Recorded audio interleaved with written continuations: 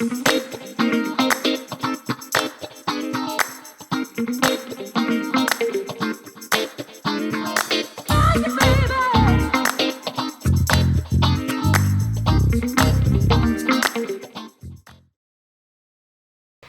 up, Harlem? I'm Jasmine. I'm Brianna. And this is HNN.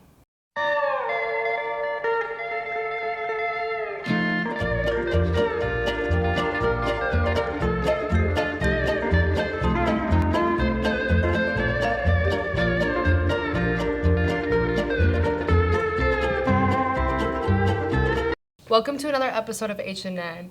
We're glad that it's Friday, but what a week we've had. Yeah, it sure was an interesting week.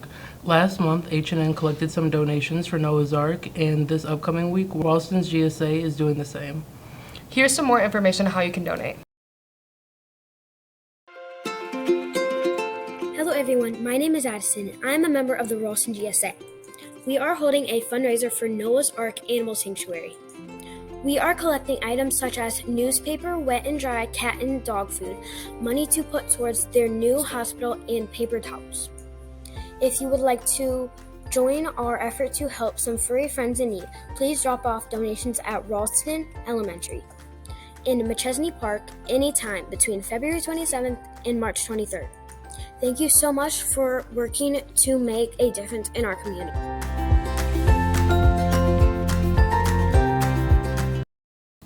A big thanks to the members of the Ralston's GSA for giving back to the furry friends. Now let's see what else is going on at the high school.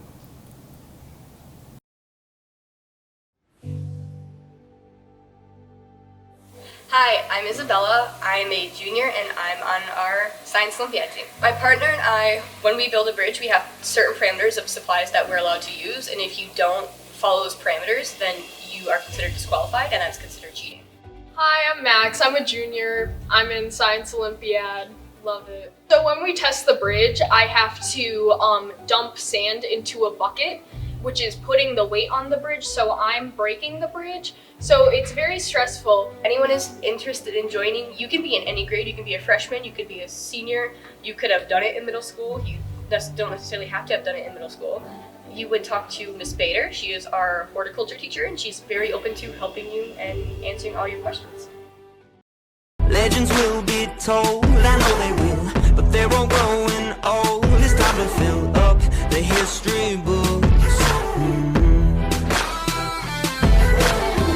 Battles have been won and dragons slain. Hopefully I can find some time to catch one of their meets. You know what takes up a lot of my time?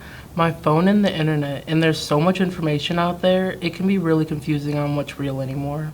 Me too. A lot of it can be convincing and an issue.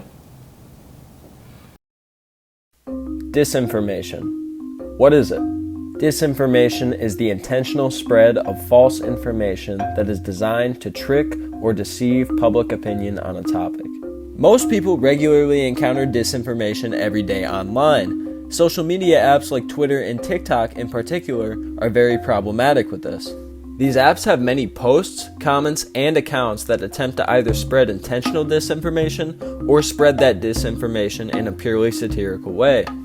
But there is a difference, despite it always not being clear-cut, between intentional disinformation and unintentional misinformation. Misinformation is simply defined as the spread of false information that can be either intentional or unintentional because of ignorance. Take, for example, this poor soul who is spreading some misinformation unknowingly. We all know the truth behind Freddy's. It's... But really, most people who are none the wiser about what they see being true or not end up spreading misinformation in a much different way than you'd think. Roughly half of the false information sent out through social media is simply sent because the user wasn't paying attention to what they sent, and they did it by accident because of the carelessness and the speedy ways that people use their phones. Another 33% sent false information because they thought it was true, and the remaining 16% sent the false information on purpose. Disinformation is a much larger issue than its presence on social media, or even when it's spread from person to person. The sources of disinformation vary vastly. It could be a person or group of any race, gender, religion, political party, or ethnicity. Disinformation can be spread by everyone. Now let's take a look at one of the most infamous cases of disinformation from years back that claimed that vaccines cause autism. I'm sure you've all heard this one before, but not many know the origin story of how this claim came to be. In 1998, a study came out published by The Lancet, a well-known and respected medical journal that supposedly found a link between the measles, mumps, and rubella vaccine, or the MMR vaccine for short, in 12 different children who they believed developed autism from this. However, it was quickly found out by many that the paper should not be given any credibility in the slightest because it was spreading, you guessed it, disinformation. The science behind these studies was proven wrong on millions of other kids that showed there was no link between children developing autism after receiving the MMR vaccine, and the paper was eventually retracted. Now, if you do any basic research on your own, you'll find that this should be obvious to the average person that there is no link between the two, but with things like this still floating around on the internet, you can see this study has done its damage. So with it being literally everywhere, and people still believing clearly false information, how am I supposed to identify and protect myself from disinformation, you may be asking? Well, look no further, because I'm going to teach you all a little bit of knowledge that will benefit you greatly. This is a rule that was revolutionary in its time of creation, an acronym none could compete with. I present to you all crap. Believe it or not, this does have meaning behind it. Currency. This refers to the relevance to what is going on in our world. Is what's happening in your source relevant to today? Reliability. Meaning, is the information in a reliable, viewable form? AKA, is the video from an original source? Is it a direct message between two people? Etc. Authority.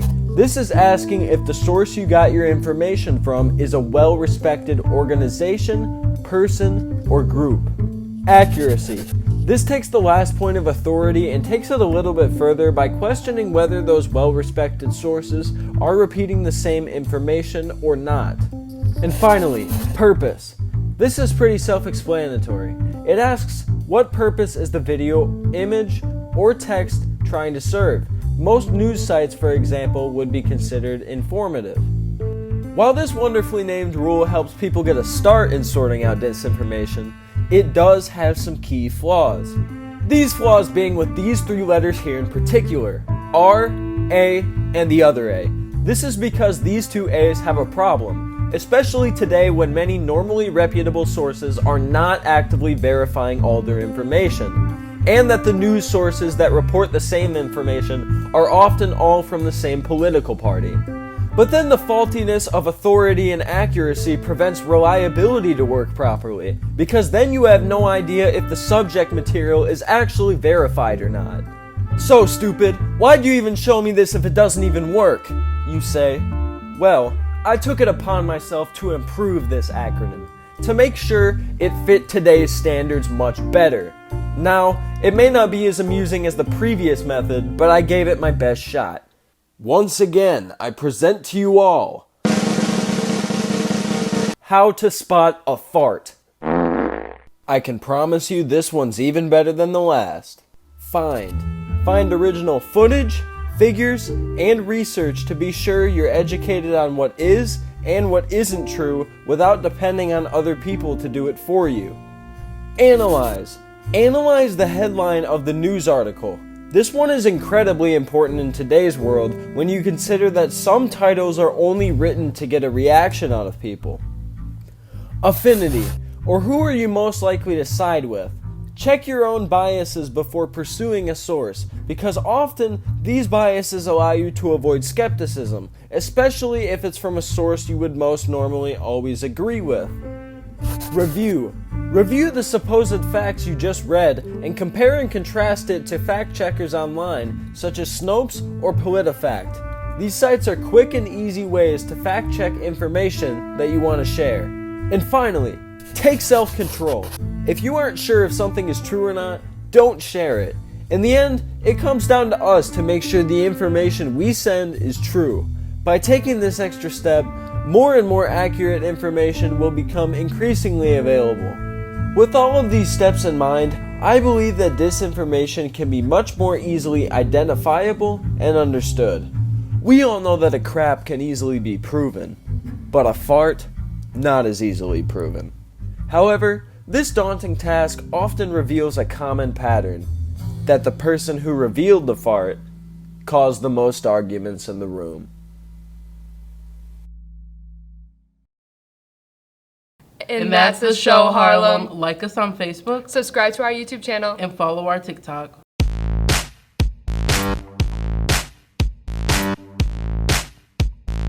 Dance, Gustavo. Step right there and dance. Yep.